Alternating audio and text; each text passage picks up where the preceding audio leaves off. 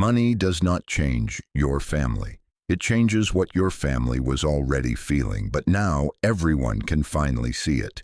Not because your family is fake, not because the love was a lie, because money removes the curtain. When everyone is struggling together, certain things stay hidden, worry stays quiet, pressure stays soft, expectations stay invisible. But when one person rises higher than everyone else, the room changes. The same people, the same table, the same love, different gravity. Level 1, $0. You are 24 years old. Your account balance is low enough that you stop checking it because seeing the number feels worse than not knowing. You are at dinner with your family. Your mother keeps asking if you are eating enough. Your father asks about work in the careful tone people use when they already know the answer might disappoint them. Your aunt says your cousin just got promoted again. She smiles when she says it. You smile back. Everyone pretends the sentence was random. It was not random. Your grandmother quietly slips cash into your hand before you leave. Keep it, she says, just until things get better. You say you do not need it. You take it anyway. At this level, your family loves you deeply. They are also scared for you. Those two things exist together. Every phone call that begins with, "How are things?" secretly means, "Are you going to be okay?" Nobody says that part out loud. Families rarely do. At this level, you are not a burden, but you are also not fully stable yet. Everyone feels the difference, even if nobody says it directly. Your cousin with the office job becomes the example people casually mention, not to hurt you, to guide you. Families do this constantly. When they do not know how to help, they offer templates. Maybe talk to him. Maybe apply there. Maybe think about something more secure. Love often sounds like advice. Fear often hides inside the advice. At 24, it feels like pressure. Years later, you realize it was anxiety wearing kindness as a disguise. Level 2, $100,000. Something changes, not overnight, quietly. Your name starts sounding different inside conversations. Your parents introduce you differently now. There is pride in their voice, but underneath the pride is relief. You made it somewhere solid, or at least solid enough that they can finally breathe a little. Your opinion suddenly matters more. People ask what you think about jobs, about money, about decisions. You notice something strange.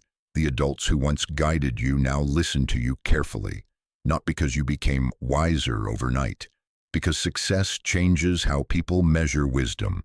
Then the small favors begin. A cousin asks if you know someone hiring. A friend of the family wants career advice. Your younger brother asks how investing works. You did not ask to become the successful one. The role simply appeared around you. That is how family roles work. Nobody votes on them. They settle onto people naturally. And once the role arrives, expectations arrive attached to it. You are no longer just loved, you are useful. Those are different things. Families react strongly to usefulness. Level 3, $500,000.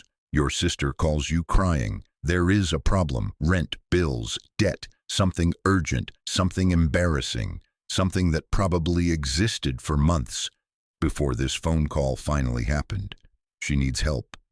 You say yes immediately, not because you thought carefully, because family emergencies remove the space between emotion and action. You send the money. She thanks you over and over.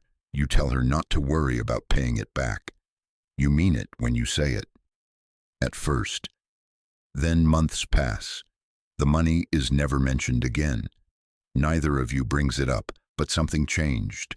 A quiet accounting begins inside your head. Not just money, patterns. Who calls when they need something? Who disappears afterward? Who treats help like a gift? Who treats it like access? You hate keeping track of these things. You do it anyway. Because once money enters relationships, memory changes. You start remembering interactions differently, not colder, just more carefully. This is the stage where helping starts feeling complicated. The first time feels generous, the fifth time feels expected, and the dangerous part is this. Nobody ever officially tells you the expectation exists. You simply feel it. That is how family pressure usually works. Invisible. Level 4, $1 million. You return home for the holidays, same house, same food, same stories, but the room behaves differently around you now. Your father asks your opinion before making decisions. Older relatives suddenly care about your thoughts on business, politics, money, the economy. Your younger cousins watch you carefully. You did not become a different person, but the number changed, and numbers change gravity. After dinner, your uncle pulls you aside. He lowers his voice before speaking. You already know what is coming. You can recognize these conversations by the first 3 sentences now. Warm greeting, compliment. Then the real topic slowly enters the room. He has an opportunity, a situation, an idea. He just needs a little help. You love your uncle. That is what makes the conversation painful, because now every answer costs something. If you say yes, it costs money. If you say no, it costs emotional warmth. You choose the middle answer. I'll think about it. Both of you pretend that means maybe.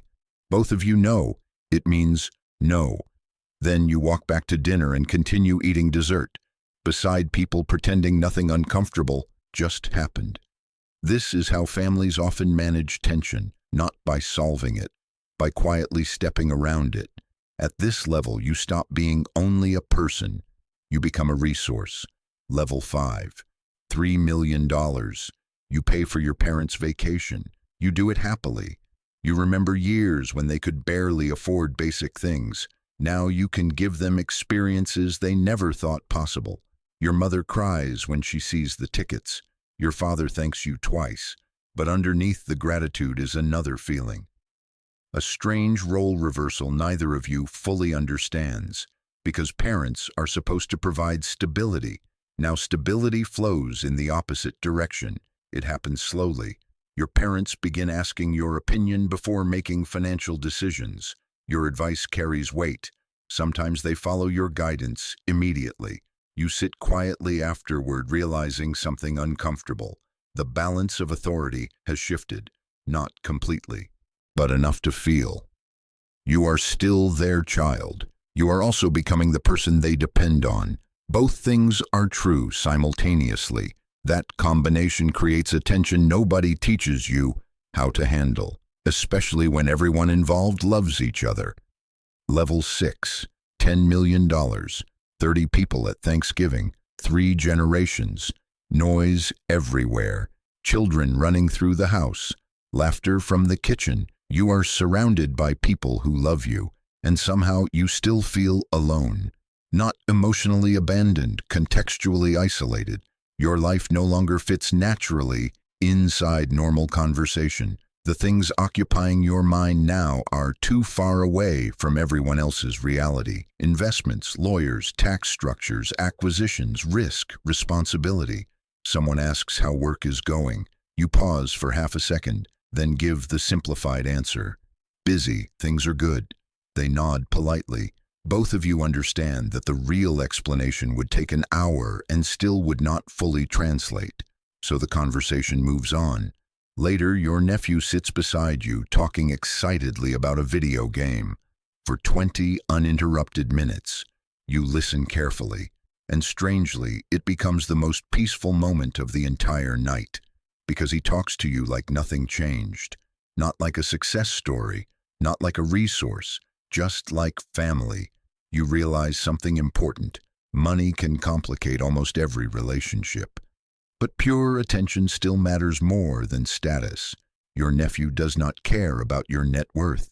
He only cares whether you listen. That realization stays with you longer than any business deal ever will. Level 7, $50 million. Your cousin gets married. Before the invitation reaches you, conversations happen behind the scenes. about logistics, security, seating arrangements, who might approach you, how your presence changes the atmosphere. You hear about these conversations later, and it bothers you more than you expected, because this is the level where you stop entering rooms normally. Rooms prepare for you before you arrive. People become slightly more careful, slightly more measured, slightly more aware of themselves, not because they hate you, because large amounts of money distort social gravity. Even inside families, especially inside families, spontaneity disappears quietly. Nobody announces it. One day you simply notice that every interaction carries weight now. Every conversation feels slightly managed. Access gets organized. Time gets protected. People become cautious. At the smaller family dinners, the feeling disappears for a while. Just parents, siblings, children, the people who remember you before success, complicated everything. Those dinners feel lighter, more honest, more human. You stay longer than planned every single time, because deep down, that version of family is the thing you are still trying to protect. Here is what money actually does to families. It does not create love. It does not destroy love. It reveals pressure. It exposes fear. It magnifies expectations. The uncle asking for help at $1 million probably would have asked for something else if you were broke. The dynamic already existed. Money simply made it visible. The parent who depends on your opinion today once guided every decision you made as a child. Power in families always moves. Money just accelerates the movement. And the hardest part is this: the more successful you become, the harder your life becomes for your family to understand. At the exact same time, they become more dependent on it. That combination breaks many families quietly, not through screaming matches, through years of polite conversations, hiding real emotions underneath them. The families that survive wealth are not the families where nobody asks for help. Every family asks, at every income level. The strong families are the ones willing to speak honestly about what money is doing to the relationship. Because unspoken tension does not disappear, it accumulates, until one random argument at a holiday dinner suddenly becomes about 10 years of things nobody knew how to say out loud. You have probably already sat at that table once. You may sit there again. Money does not change your family. It changes the conditions under which your family learns how to love each other.